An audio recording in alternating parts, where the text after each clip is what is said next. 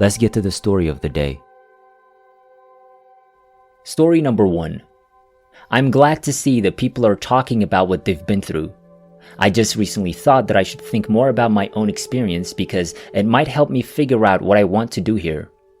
In August of 1978, my family was building a house which was about half done.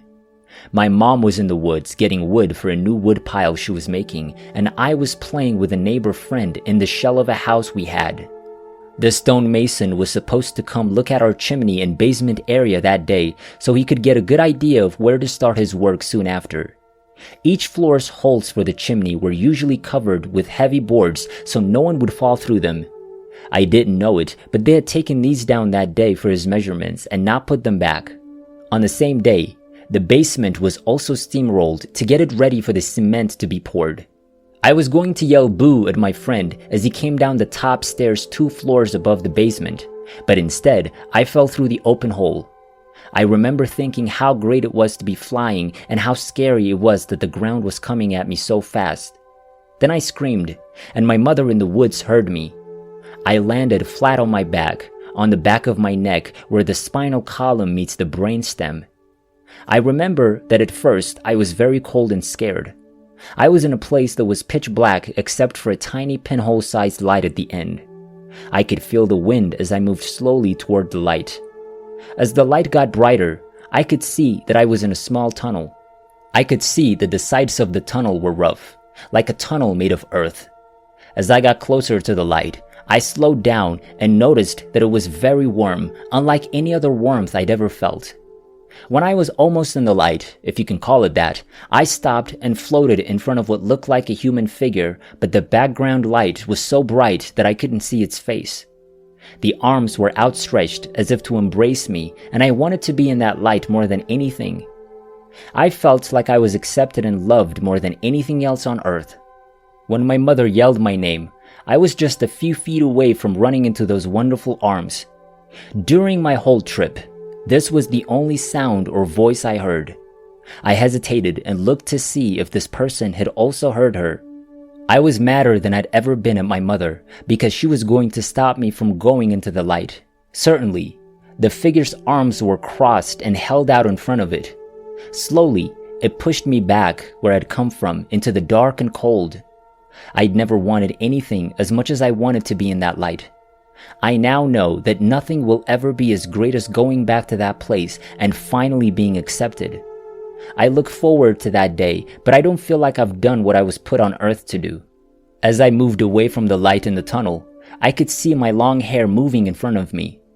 When I woke up on my back with my thumb in my mouth and saw my mother crying and looking more scared than I'd ever seen her look again, I was very angry and scared. The ambulance with its siren on came from 25 miles away, and I could feel my lungs burning as they tried to take in air. My back hurt a lot as they took me away for tests, shots, and then to spend the night in the Children's Intensive Care Unit. I don't remember thinking about what happened in the tunnel until I was about 14 and heard a similar story. That's when I figured out what had happened. I can still remember that tunnel and that light as clearly as if they had happened just last night. I don't think it was a dream because dreams fade quickly and get less clear as time goes on. For all the doctors who say that near-death experiences are caused by drugs, I say that I was a healthy, active 8-year-old child who'd never been to a hospital after birth until that day. The next day, I was released from the hospital, even though my parents had been told that I would be paralyzed at best and would have long-term brain damage from the blow to my head and neck. I didn't even get a bruise, and I went on to graduate from college without any problems. I admire your bravery in doing this research, and I think it's very important that NDEs are seen for what they are in society as a whole. In the meantime, those of us who are chosen will go on loving each other and knowing what our time on earth is really about. Story number 2. On March 28, 1989, I was driving our 3 children, ages 10, 7, and 9 months in a small Honda hatchback. We were driving back to Toledo, Ohio, from Cleveland on the turnpike after spending spring break with my girlfriend's kids. It was a very windy, cold spring day, and after roller skating with their friends, my kids all fell asleep while wearing their seatbelts. At mile marker 85.1, around 5:30 p.m., the car went off the road to the right and hit a parked semi-truck that was not moving. One witness said that the strong wind caused our small car to drift and crash, but it's likely that I fell asleep at the wheel.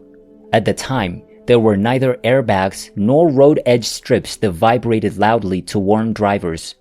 After the crash, I lost consciousness because my chest hit the steering wheel, causing bruises to my heart and an abnormal heartbeat. I still don't remember the crash. My NDE was not the classic story of going through a tunnel toward a bright light or meeting dead relatives or God. I remember it being completely dark and feeling like a warm, comforting, and still presence was all around me. I was surrounded by peace and calm. I immediately knew everything there was to know about everything. I was overjoyed that I knew everything there was to know about everything in the universe right then. It was very energizing to realize how much power comes from knowing about physics, astronomy, psychology, medicine, agriculture, meteorology, chemistry, etc. Everything about how the physical and spiritual worlds work. I felt like I was on top of the world and so happy to have the absolute truth. In Earth time, that probably only lasted a few seconds or minutes, but it was the most satisfying thing I'd ever done. A kind stranger woke me up all of a sudden, and my body felt like it was made of ice. Rescue workers wanted me to get out of the car, but I was too stubborn to leave that moment of absolute clarity.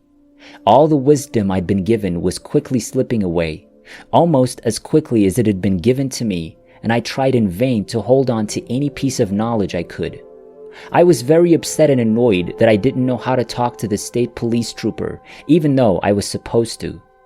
Soon enough, I realized that my children were in grave danger and I had to let go of my sense of divine entitlement. Lauren, our 7-year-old daughter, had a heart attack at the scene and an open brain injury. She was taken by helicopter to a trauma hospital in Cleveland. I was a medical student at the time and knew that cardiac arrest in children with healthy hearts usually meant death, unlike respiratory arrest with survival possible.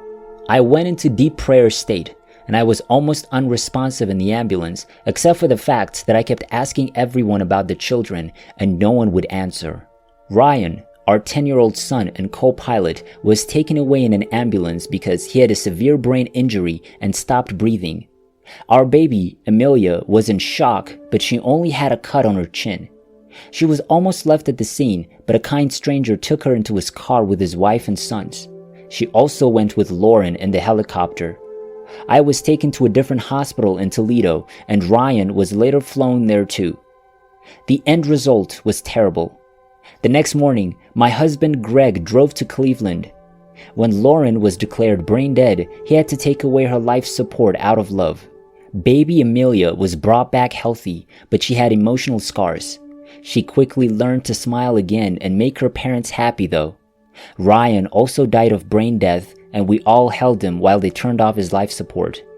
When Ryan stopped breathing and died, we felt like we were wrapped in a blanket of love and compassion. Greg and I both felt a strange sense of calm, and both his death and Greg's experience with Lauren the day before were beautiful. The only way to explain the beauty and comfort we felt on the worst days of our lives is that a loving spiritual being was with us. All of that changed after this life-changing event. George Hover, a counselor who'd also lost a child, helped me deal with my guilt-filled grief. I thought about killing myself and wanted to go with my kids. He showed me the book, Life After Life, by Dr. Raymond Moody, a psychiatrist, which is about near-death experiences or NDEs. These ideas saved me because they gave me hope that my children were still alive in a spiritual realm and not extinct. I came to think that the spiritual world, which can't be seen, was right next to the physical world. When a loved one dies too soon and for no obvious reason, we all want to know why. I realized that there's no answer, but there were signs of this tragedy even a year before it happened. Here are some of them. Around April 1988, Ryan and Lauren started bugging us to find them a church like their friends. We went to about 10 different churches with them in the 11th month before they died. They ranged from the most conservative fundamental Christian church to the Unitarian Universalist church, which was more open-minded. After January 1989, Ryan had 2 times of very bad feelings. One night, he was crying and upset because he'd seen a black figure with a pitchfork outside his bedroom window, and he said he didn't want to die. He cried and asked, "Mom, I'm 10 years old. What have I done with my life?" Around that time, his teacher called us and said that she thought Ryan was sad and not paying attention. Kristen became Lauren's best friend, and every Wednesday night, Kristen took Lauren to church. In her diary from February 1989, she wrote this poem. "Lord, I love you, and I'm glad you live inside me. Please come to me, or if you can't, don't. I'll find a way to find you." About a month before the accident, I had a vague, new, unshakable, and unsettling sense of impending doom that I couldn't explain. 4 days before the accident, Ryan and Lauren, who never fought even with words, got into a short, angry fight when they were playing at a park. We went to Grace United Methodist Church for the second time on Easter Sunday, 2 days before the accident. To strengthen our faith, Pastor Frank Ellis gave a sermon about near-death experiences, or NDEs, and Ryan listened carefully to every word. We all agreed as a family that day to join that church. The day before the accident, I was packing the car for our trip, and all of a sudden, I had the horrible thought that I'd killed a child. I shivered, but because I was in a hurry to leave, I quickly forgot about it. As soon as I put the kids in the car in the driveway, I ran back inside to make a last-minute phone call. I called Grace Church and told them that we had decided to join their church. We then went to Cleveland for our visit. While my friend Sue and I were watching Ryan, Lauren, Katie, and Nick roller skate a few hours before the accident, she told me this weird joke. The French have a saying, "Children are like pancakes. The first 2 usually don't turn out, so you throw them away." I think that the events listed above, and others of less importance, were foretold. I think that these predictions come from the spiritual world, trying to connect with, or maybe even change the physical world next to it. My NDE, the grief work I did afterward, and my work as a pediatrician have all made a big difference in my spiritual life. Almost every day at work, I get to look into the eyes of new babies and see God. My NDE happened almost 30 years ago. I was recently sweeping leaves off our porch when out of the blue, I thought about this NDE with a new perspective. I think the darkness I felt was my temporary death, and when I needed help the most, it was God in me who let me know everything God knows. I was very shocked by how big that idea was.